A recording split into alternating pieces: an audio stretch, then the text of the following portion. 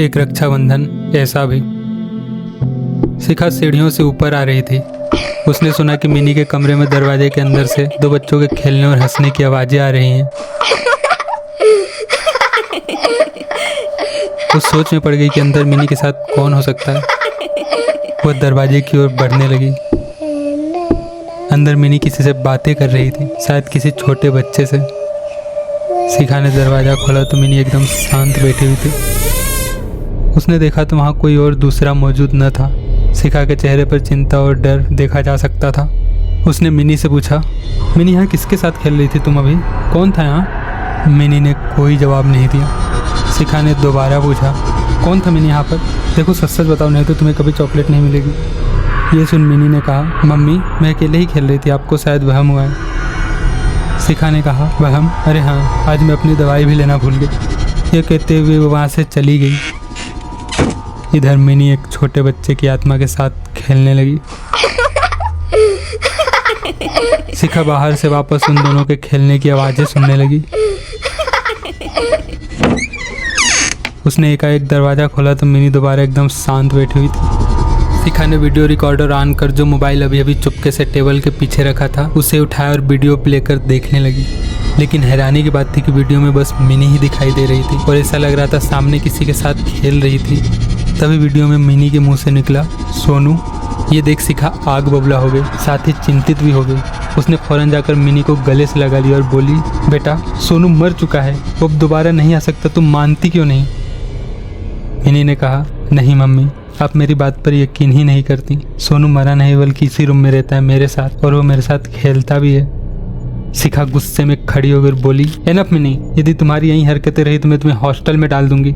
इतना बोल शिखा रोते हुए नीचे आ गई। वो अपने मोबाइल में सोनू और मिनी की तस्वीरें देख याद करने लगी। उसकी आंखों से आंसू बहे जा रहे थे। कुछ देर बाद मिनी भी सीढ़ियों से नीचे आई।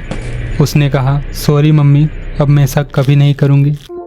शिखा ने उसे गले से लगा लिया और बोली, बेटा कल तेरे पापा आ रहे हैं, वो इस बार हमें हिमाचल प्रदेश घुमाने लेकर चलेंगे। रक्षाबंधन के दिन सुबह सुबह ही दिलीप ने डोरबेल बजाई। उसके हाथ में गिफ्ट का पैकेट था। शिखा ने दरवाजा खोला। कैसी है मेरी प्यारी बहना? दिलीप ने बहुत खुश होकर बोला, लेकिन शिखा ने कोई जवाब नहीं दिया। वो अंदर आ गई और राखी की थाली सजाने लगी। दिलीप ने देखा तो घर में सारी चीजों पर धूल की मोटी परत जमी थी। ऐसा लग रहा था कि यहाँ कई दिनों से साफ सफाई तो दूर झाड़ू भी नहीं लगाया गया था। कुछ सामान इधर उधर बिखरे पड़े थे। दिलीप कुर्सी पर बैठ गया और गिफ्ट टेबल पर रख दिया। शिखा थाली लेकर आई। उसने दिलीप को टीका लगाया, फिर राखी बांधने लगी। तभी उसने शिखा के सिर पर चोट देखी, जो देखने में तो गहरी मालूम पड़ती थी लेकिन कई दिन पुरानी लग रही थी। दिलीप ने पूछा, शिखा ये चोट कैसी लगी तुम्हें बहना? शिखा एकदम खामोश थी। दिलीप खड़ा हो गया और बोला, शिखा ये क्या हाल बना रखा है घर का तुमने, और ये चोट कैसे लगी? शिखा ने अब भी कोई जवाब नहीं दिया। मैं कुछ पूछ रहा हूँ तुमसे, जवाब दो शिखा। दिलीप ने थोड़ी तेज आवाज में पूछा। मिनी, शिखा ने कहा, मानो उसका ध्यान कहीं और हो। मिनी क्या बोल रही हो शिखा, होश में भी हो? मिनी कहती है उसने सोनू को देखा और वो उसके साथ खेलता भी है। ये सुन दिलीप के होश उड़ गए। उसने धीरे से पूछा, शिखा तुमने आज अपनी दवाई ली है? वो बोलती है, सोनू हमेशा यहीं रहता है, इसी घर में हम सबके साथ। शिखा ने खोए खोए बोला। शिखा तुम चलो मेरे साथ अपने घर, वहाँ कुछ दिन रहना, सब कुछ ठीक हो जाएगा। मैं मिनी को छोड़कर नहीं जा सकती मैं। ये बोलते हुए शिखा ऊपर चली गई।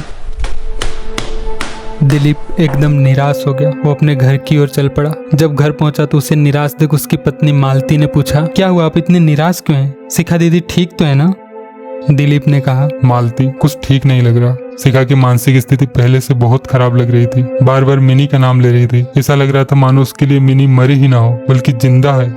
मालती ने यह सुन कहा, मिनी का नाम ले रही थी, लेकिन मिनी को मरे तो 2 साल हो गए। बेचारी शिखा दीदी सोनू के मौत के सदमे से अभी निकल भी नहीं पाई थी कि भगवान ने मिनी को भी छीन लिया उनसे।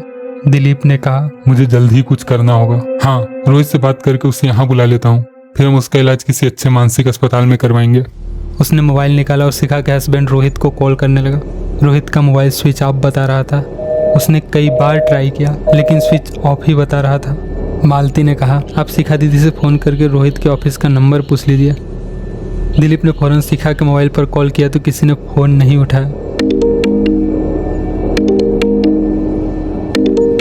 उसने दोबारा लगाया तो उधर से किसी आदमी की आवाज़ थी। जी आप कौन और शिखा कहाँ है? दिलीप ने बेचैनी भरे लहजे में पूछा। उधर से आवाज़ आई, मैं हिमाचल प्रदेश पुलिस थाने से बोल रहा हूँ, आप रोहित के क्या लगते हैं? दिलीप ने जवाब दिया, जी मैं उनका ब्रदर इन लॉ बोल रहा हूँ, और अभी तो शिखा यहाँ मुंबई में थी, तो 1 घंटे के भीतर उसका मोबाइल हिमाचल प्रदेश कैसे पहुँच गया? पुलिस वाले ने कहा, आज हमें तालाब में एक कार में 2 लोगों की लाशें मिली हैं, शायद दोनों पति पत्नी हैं। ड्राइविंग लाइसेंस में रोहित नाम मिला है। दोनों के मोबाइल पानी में खराब हो चुके हैं, इस वजह से हमने सिम कार्ड दूसरे मोबाइल में लगाए हैं ताकि कहीं से कोई कॉल आए, नहीं तो हम अभी कॉल डिटेल्स निकाल कर परिवारजनों को कॉल करने वाले थे। इतना सुनते ही मानो दिलीप के पैरों तले जमीन खिसक गई, लेकिन अभी तो वो शिखा से राखी बंधवा कर आया था। उसने कहा, देखिए इंस्पेक्टर साहब, आपको जरूर कुछ गलतफहमी हुई है, मैं अभी अपनी बहन शिखा से राखी बंधवा के आ रहा हूँ। पुलिस वाले ने कहा, रोहित और शिखा की लाशें यहाँ हमारे पास रखी हैं, आप आकर रिसीव कर लें।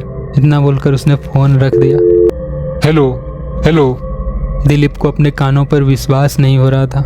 उसने तुरंत कार निकाली और शिखा के घर पहुंचा। दिलीप ने बार बार लगातार डोरबेल बजाई, लेकिन इस बार दरवाजा खोलने वाला कोई न था। उसने अपने हाथ में बंधी राखी देखी। उसे पक्का यकीन था भी कुछ देर बाद शिखा दरवाजा खोलेगी। पुलिस वाला जो कुछ भी बोल रहा था वो कोई और रोहित और शिखा होंगे। जब किसी ने दरवाजा नहीं खोला तो उसने पड़ोस में पूछताछ की। वहां से पता चला कि 1 हफ्ता पहले रोहित और शिखा हिमाचल प्रदेश घूमने गए थे। दिलीप और मालती तुरंत फ्लाइट से हिमाचल प्रदेश पहुंचे। वहां जब उसने अपने आंखों से शिखा और रोहित की लाशें देखी तो बेहोश होते होते बचा।